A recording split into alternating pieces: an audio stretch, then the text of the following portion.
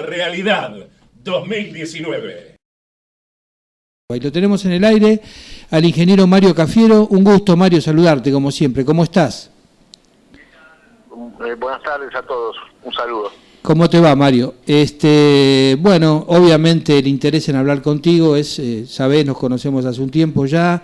Hablaba con Alejandro Marmoni el otro día, me comentaba que estás a cargo del partido de Pino, del Proyecto Sur en la provincia, pero muy feliz con esta incorporación al Frente de Todos del partido de Pino, de ustedes, y te considero uno de los analistas más lúcidos para analizar todo este laberinto que nos crearon de deuda externa, de vaciamiento, de fuga y de pérdida del PBI. Recién leíamos al aire, comentando acá con nuestro analista económico Roberto San Martín, que con esta devaluación de los últimos días, sin contar como ahora en los mercados mañana, la destrucción de Producto Bruto Argentino en relación al 2015 va a ser del 40%, una caída en dólares del Producto Bruto Interno del 40%. Es una catástrofe de proporciones bíblicas, Mario.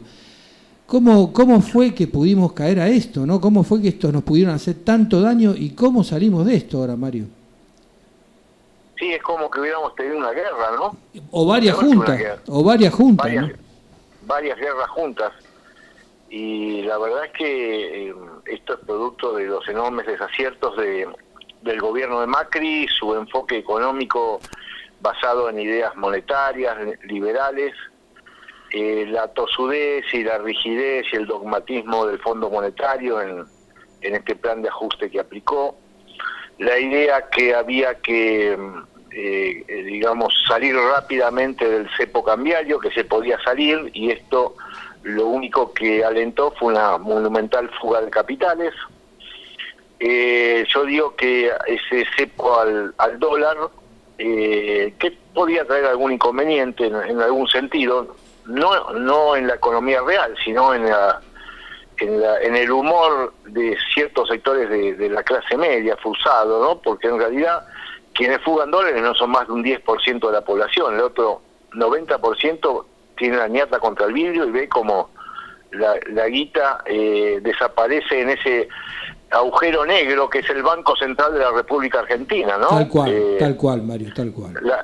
La ciencia física no alcanza a explicar cómo son los agujeros negros. Le podríamos decir que acá, en la calle Reconquista, tenemos un agujero negro que pueden venir a analizarlo, investigarlo, porque de ahí se ha ido la riqueza del país en los últimos 50 años, ¿no? Tal cual, Mario, tal cual. Y ese cepo al dólar se reemplazó por un cepo al peso. Sí, señor. Porque las LELIC, las LEVAC y toda esta política de altísimas tasas de interés, lo que hacen es poner un cepo a los pesos, es decir, no podés acceder a los pesos, y entonces, como no hay pesos suficientes circulando, cae brutalmente la actividad económica. Porque vivimos en un mundo moderno donde la economía es monetaria. O sea, ¿qué quiere decir que es monetaria? La economía primero se basa en la especialización del trabajo. Cada uno de nosotros se especializa en un trabajo.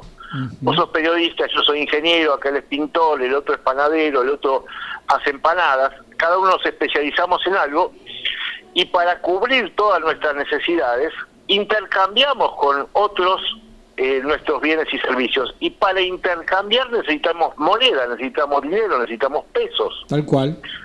Esos pesos se retiraron, se hicieron carísimos y se cayó y se destruyó la economía real. O sea, el efecto de las políticas de estabilización supuestamente para controlar la inflación, que ese cepo al peso no solo terminó con una inflación más alta, sino que destruyó la economía y destruyó la capacidad de pago que la Argentina tiene. Sí. Ahora, es tal cual la radiografía que haces, comparto punto por punto lo que acabas de mencionar. Ahora, algunas cuestiones, algunas reflexiones. ¿Es creíble semejante nivel de improvisación y de estupidez reiterado durante tantos años?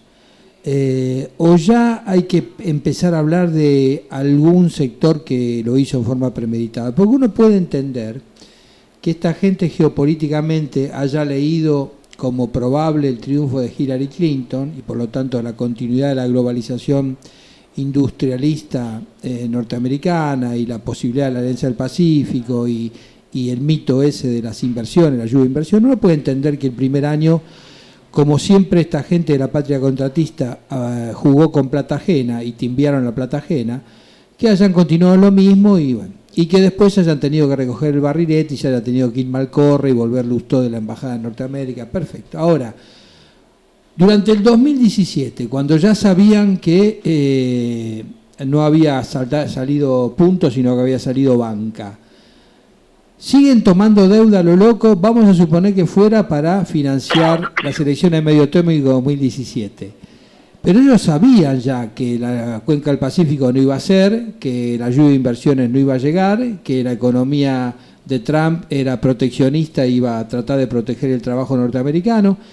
Entonces, ¿por qué siguieron con ese festival de deuda irresponsable sin controlar ninguna posibilidad de repago? Y además, después se suma al ciclo el Fondo Monetario sosteniendo artificialmente algo que era inviable y no ni siquiera exigiendo en el memorando de entendimiento que por lo menos obligaran a ingresar y negociar divisas, Mario.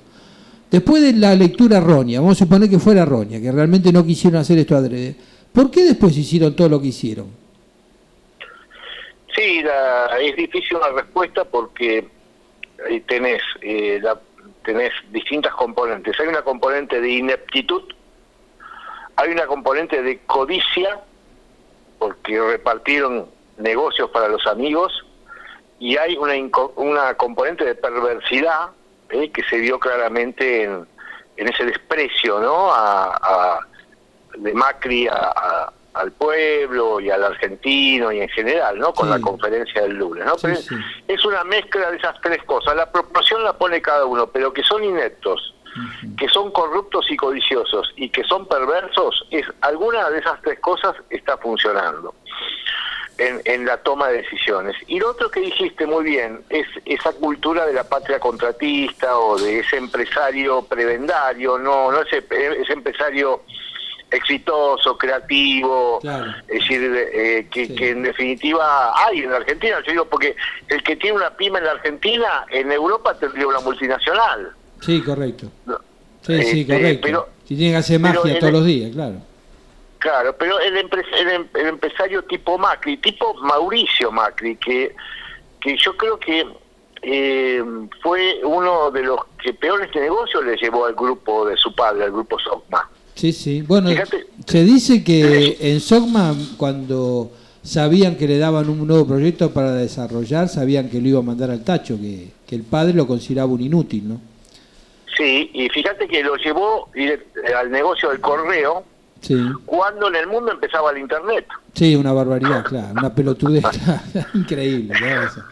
Empezaba entonces, el festival del correo del mail, del mail electrónico por internet, ahí se mete en el correo, tal cual. Claro, bueno, o sea que casi funde al padre.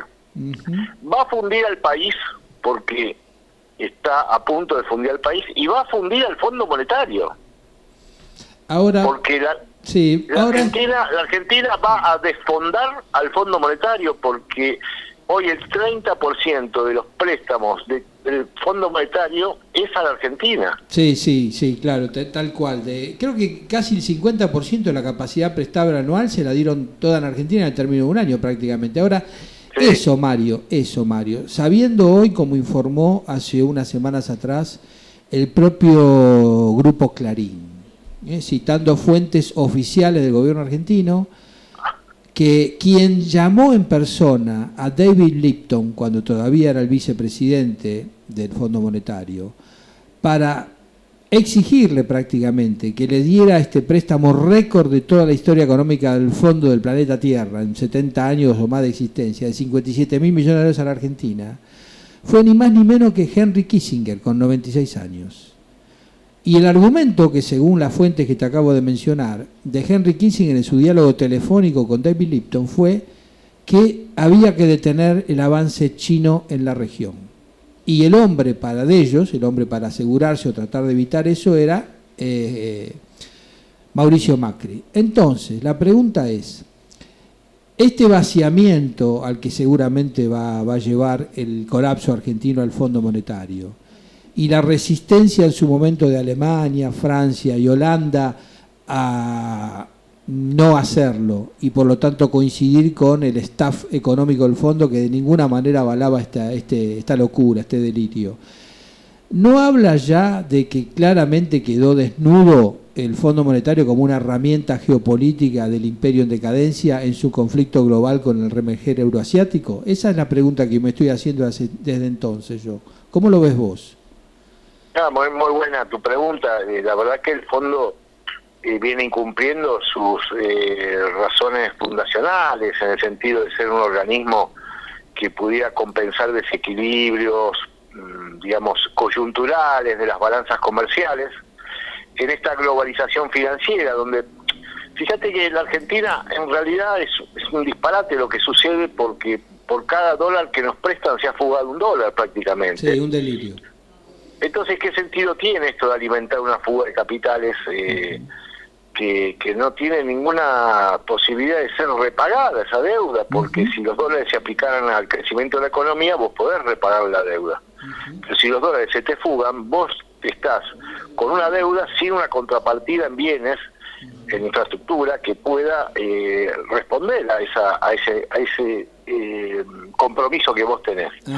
El fondo viene con una crítica en general, y los argentinos nos acordamos del 2001, ¿no es cierto? Tal cual. Y nos acordamos que en la década del 90 el fondo nos había calificado como el alumno modelo. Tal cual. Y dándole medallas a Menem, claro, condecorando a Menem, efectivamente. Y nos acordamos que éramos el modelo del fondo y del consenso de Washington, y terminó en la peor crisis que conoció la Argentina, con una pobreza del 50%, todo lo que ya sabemos que fue el 2001. Sí, sí. Y de ahí no hubo ningún tipo de autocrítica, ni de cambio de paradigma, ni de... ellos giran sobre la misma idea, y sobre la misma idea se vuelven a equivocar. Sí, llama la atención, que ahora, ¿no? Tanta fíjate que ahora sí.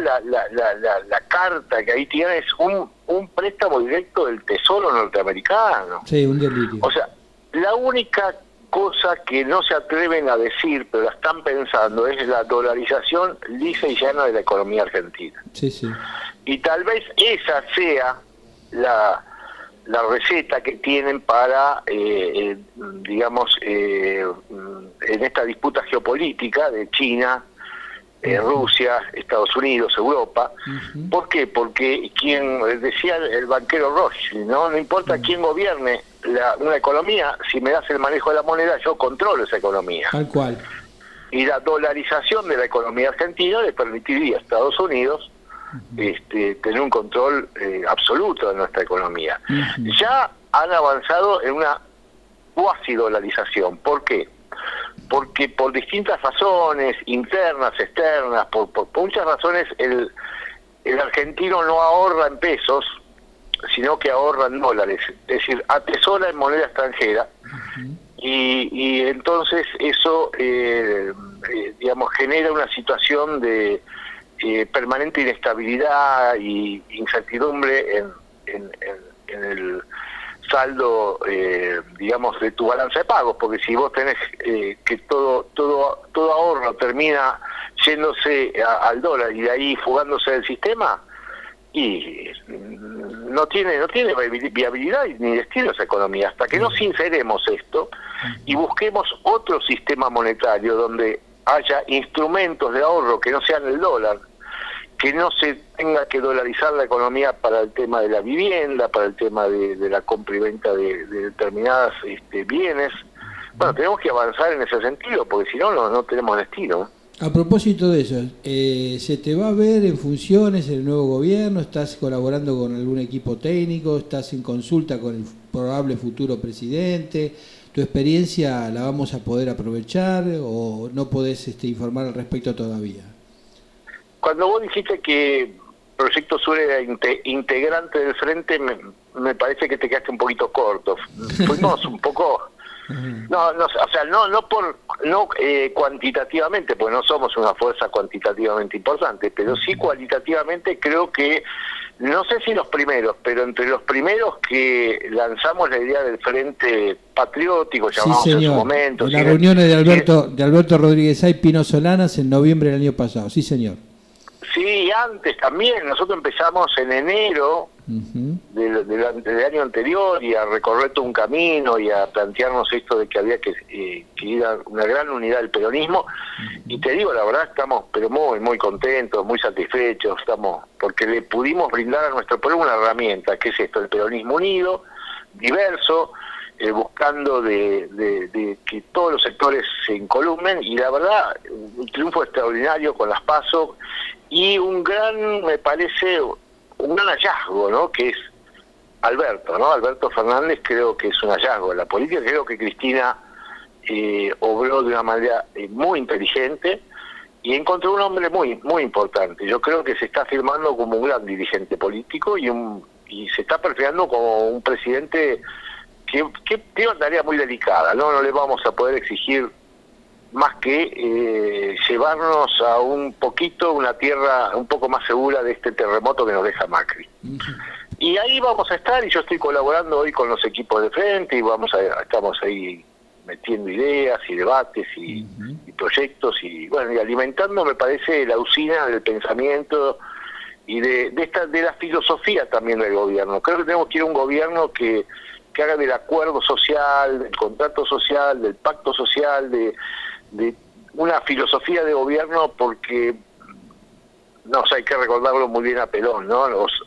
Esto lo arreglamos entre todos o no lo arregla nadie, y ahí creo que hay que hacer una gran convocatoria, un gobierno de participación popular y de compromiso, ¿no? Sí, sí, vos Social. sabés que hablando de Perón, que siempre, inevitablemente hay que volver al genio político de Perón, inevitablemente. De hecho, hoy prácticamente creo que la comunidad organizada es la antítesis que quedó desaparecido hace más de 30 años el comunismo a la globalización anglosajona neoliberal, ¿no? Y más de lo financiero ahora. Creo que hay matices de Alberto, la personalidad de Alberto, que sí que tiene mucho de eso, del estilo de conducción de Perón, ¿no? En lo referente a que gobernar es persuadir, la tendencia al diálogo y la alianza de clases, sino a la lucha de clases, ese posicionamiento dialéctico en forma táctica desde el centro para hacer concesiones tácticas según la realidad cada momento a derecha o izquierda. Creo que sí, que hay mucho de la praxis, no sé si de la teoría, pero de la praxis política de Alberto, ese dialoguismo, ese culto, ¿no?, del diálogo, que lo asemeja mucho a la praxis política de Perón. Coincido contigo. Y es que después de este disparate de Macri y su gobierno nefasto y dañino, Sí, hay que reparar, hay que reparar, hay que dialogar, no hay margen para otra cosa, no hay margen para otra cosa. El país está al borde del abismo, del abismo financiero, del abismo cambiario, del abismo social, del abismo, digamos, como sociedad, ¿no? Porque nadie sabe qué puede pasar en los próximos meses en Argentina. ¿Querés decir algo más? Sí, te escucha. Perdón, Mario, te interrumpí, decime. No, porque mirá, hoy estaba mirando las cifras del Banco Central y es todo un dolor de cabezas tremendo, y acá sabés que este juego de especulación, la gente por ahí nos escucha y dice, sí, porque es la timba financiera, y entonces van y apuestan y se van a llevar más de lo que pusieron, porque no, se van a llevar todo lo que hay. Sí, sí. Se van a llevar todas las reservas. Ese es el juego en el que está metido, lamentable, donde han metido a la Argentina. Han puesto las reservas, nuestros dólares que se consiguieron con sacrificio, con endeudamiento, pero se los van a llevar todos. Sí, por eso uno cree ver en esto ya una intencionalidad de control geopolítico. Ya no es creíble semejante nivel de estupidez y más. Y poner de rodillas a la Argentina. Tal cual. Para someterla, bueno, no es la primera vez que alguien se lo va a proponer, ¿no? Tal cual. Vos sabés que hace 2 meses atrás, más o menos, lo llevaron a Mario Blecher a dar una conferencia en Córdoba. Y dijo muy suelto de cuerpo que... No le dije un solo dólar a Cristina. ¿Te acordás, Mario? ¿Te Y acordás? claro, ahí está. No le dejen un solo dólar a Cristina. Eso dijo Mario Blecher. Sí, señor. Está en Google, lo puede googlear cualquiera que se le ocurra. 2 meses atrás. O sea, si Sí, eso... busque- Sí, que eso... lo busque, lo busque la gente, porque ahí está. Ese es el plan. Si eso no es terrorismo económico y financiero, ¿qué es, no? Claro, claro. Bueno, el Papa Francisco dice que el terrorismo financiero es el más grave de todos y el padre de todos los otros terrorismos. Tal cual. Acá, Tal cual. fíjate que el capitalismo financiero está por encima de la democracia. Sí, señor. Tiene condicionamientos que van más allá de lo que los pueblos elijan o quieran elegir. Y el vocero, no el vocero, yo no sé, porque Macri ya no es vocero nada, sino el lenguaraz. ¿Sabés que el lenguaraz era el que hablaba por... Es decir, era el indio que que había traicionado, ¿no? Creo, no quiero ofender a nadie, pero creo que esa es la lenguaraz, es eso. Macri, como lenguaraz de los mercados, nos transmitió, nos tradujo y dijo: ustedes se equivocaron al votar, acá no hay, ustedes no podían votar esto. O sea, el capitalismo está por encima de la democracia. No la tolera, no puede tolerar la soberanía popular. Y después ellos, el Cambiemos, Juntos por el Cambio, se llena la boca diciendo que el peronismo no es democrático, no es republicano, pero la base de la democracia es la soberanía popular. Sí, lo que pasa es que ese es un viejo truco, ¿no? Un viejo truco de los imperialismos de turnos de trabajar la cultura política, ¿no? Y más ahora que nos dejaron estos recreos democráticos que ya llevan casi 4 décadas, ¿no? Sin cultura política, como dijo el general el 3 de agosto de 1973, en el famoso reportaje que gracias a Dios de 1 hora y media está subido en YouTube, con Sergio Villarroel, Roberto Maidana y Jacobo Timerman. Sin cultura política, por más que estemos muy politizados, no hay para dónde ir. Tenemos 40.000 compañeros o 30.000 compañeros desaparecidos por luchar para que se pudiera volver a votar, y ahora que pudimos votar, el pueblo sin cultura política se suicidó con el voto. Entonces es muy claro el tema dónde está. Pero lo de las PASO fue una señal del pueblo argentino al mundo, ¿eh? Sí, de que por acá pasó el peronismo, sí. Por acá pasó el peronismo, y más allá de idas y vueltas, está como cultura política. Y desde esa cultura política le decimos al mundo que desde Argentina empieza un cambio del humor de los electorados, y esta ola neoliberal, conservadora, imperialista, colonial, se empieza a dar vuelta. Gracias a Dios. Acá Facundo Lanza, el doctor Facundo Lanza, te quiere hacer una consulta, Mario, si podemos abusar un poquito más de tu tiempo. Sí, Facundo. ¿Qué tal, Mario? ¿Cómo te va? Te robo solamente un segundo.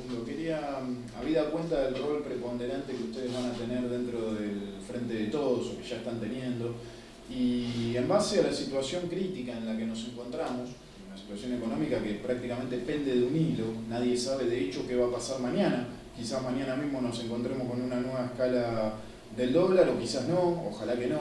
Pero habida cuenta de toda esta situación crítica, mi pregunta es: ustedes, desde su experiencia y desde el rol que van a ocupar dentro del Frente, ¿cuáles consideran que deberían ser las primeras medidas económicas que debería tomar el nuevo gobierno? ¿Y en cuánto tiempo creen que podríamos llegar a ver algún tipo de mejora en la economía? Esto más que nada para el oyente que nos está escuchando, que hoy en día está aguantando, está resistiendo, sabe que el gobierno tiene que cambiar, sabe que en las PASO ya hubo una tendencia que hizo que el gobierno cambie, o sea que sabemos que la tendencia electoral está haciendo que seguramente el Frente de Todos vaya a triunfar, con un triunfo bastante grande a nivel de la cantidad de legisladores, diputados que van a ingresar y demás, pero también sabemos que uno es consciente que cuando el gobierno ni bien asume, los efectos de las nuevas medidas económicas que se vayan a tomar van a llevar su tiempo. Entonces, la pregunta puntualmente es, ¿cuáles crees que serían las principales medidas económicas que tendría que tomar el gobierno que asume, y en cuánto tiempo pensás que se va a ver ese efecto reflejado en la economía? Es muy difícil contestar tu pregunta de una manera seria, responsable, y no no a la Bartola, ¿no? Pero un poco la respuesta está en lo que vos planteabas. No sabemos qué va a pasar mañana, cómo podremos saber lo que va a pasar en diciembre, o en marzo, o en febrero, cuando se empiecen a ver los efectos de las primeras medidas. Por eso me parece acá hay que ser muy serio y responsable, ver cómo sigue esta crisis, en qué subsuelo nos deja de la crisis, cuán abajo nos deja, y de ahí, lógicamente, trabajar unas medidas de orden coyuntural, rápido, de resolución inmediata de algunas cosas urgentes. Ya Alberto planteó esto de una recuperación del poder, del salario, de las jubilaciones, como una manera inmediata de empezar su gobierno. Y después yo te digo que a través de, o me parece que en la mesa del acuerdo, del diálogo, de la concertación, de un nuevo contrato social, de como quiera llamarse, tenemos que convocar a todos los argentinos a ver cómo sacamos a la Argentina de ese pozo. Y bueno, eso no sé qué suerte tendrá, pero por ahí creo que tenemos que transitar. O sea, medidas, primero, esperar, porque no podemos otra cosa más que esperar a ver que el gobierno no se equivoque tanto y no nos lleve a un deterioro mayor de nuestra situación económica, pensar medidas urgentes que tiendan a recomponer ingresos populares y medidas de fondo con un gran acuerdo nacional, social, un pacto que nos saque al país adelante. Digamos que básicamente lo principal sería inyectar dinero en la economía, digamos, interna, para que empiece a haber un circulante. Yo no hablé de inyectar dinero, hablamos de recomponer ingresos populares. Entiendo. Después se podrá ver si son medidas monetarias, si son medidas de política de ingreso, impositivas, crediticias, no sé. Yo creo que hay que apelar a todas las medidas racionalmente, buscando de que no vayan a los precios, porque todo el secreto es que las medidas se hagan en un marco donde la inflación no consuma lo que vos lográs de mejora en los bolsillos de los trabajadores y los jubilados, si no estamos siempre con esta, digamos, permanente corrida contra la inflación. Esto es lo que nosotros tenemos que pensar, que hay que empezar a cambiar la tendencia, ¿no? No, seguro. Bueno, Mario, realmente fue muy grato tenerte al aire, muy importante como siempre tus reflexiones, tu análisis. Te consideramos un hombre muy importante en lo que se viene en el futuro y me quedo con la reflexión tuya del triple componente de esta desastrosa experiencia que está viviendo la sociedad argentina: perversidad, ineptitud y corrupción. ¿Te quedó algo por decir? ¿Querés exponer algo de último momento? ¿O está bien? No, les agradezco el llamado y bueno, a la orden para cuando necesiten conversar conmigo. Muchas gracias, Mario, por esta entrevista a Radio Magna. Bueno.